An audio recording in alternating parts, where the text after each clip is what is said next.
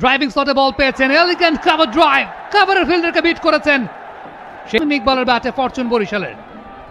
Powerful shot, তার হাতেও লেগেছিল বলটা, তবে যতটা জোরে হাঁকিয়েছিলেন ফার্মুলার কাছ থেকে হয়তো আরেকটু বেটার এক্সপেক্টেড। উইকেট পাওয়ার সম্ভাবনাটা বেশি থাকে। পরের বল তামিম, এবারে বিউটিফুল শট, পায়ের ওপরে ছিল, লেখুন অসাধারণ, মাধুর্যমণ্ডিত, অসাধারণ। এই অ্যাটেম্প করতে চান তখন কিন্তু একটা রিস্ক থাকে এলবিডব্লিউ এর ক্যান্ডিডেট হওয়ার। করতে না পারতেন, ডেফিনেটলি এলবিডব্লিউ এর একজন ক্যান্ডিডেট তিনি হতে পারতেন।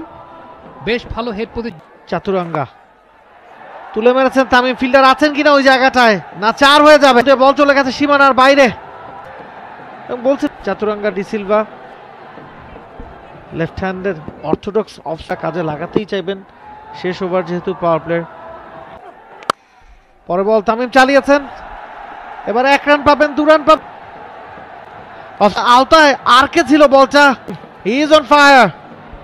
এবং নাবিল, উল্লেখযোগ্য বিষয় এখন পর্যন্ত যতগুলো চার আমরা দেখতে পাচ্ছিলাম যে একটু পেছনের লেন্থের যে বলগুলো ব্যাটার স্ট্রাগল করছেন, তাদেরকে অনেক রান।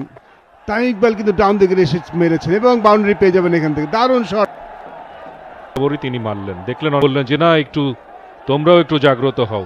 চমৎকার ডাউন দ্য গ্রাউন্ড এসে মেরেছেন। একটা মডেস্ট টোটাল ডিফেন্ড করার জন্য যে ধরনের বোলিং দরকার সেটা কিন্তু করতে পারেননি।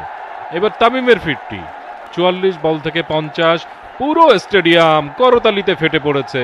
বিপিএল ক্যারিয়ারের 30তম 50 পেয়ে গেলেন, দুটো 100 তার রয়েছে। ম্যাচ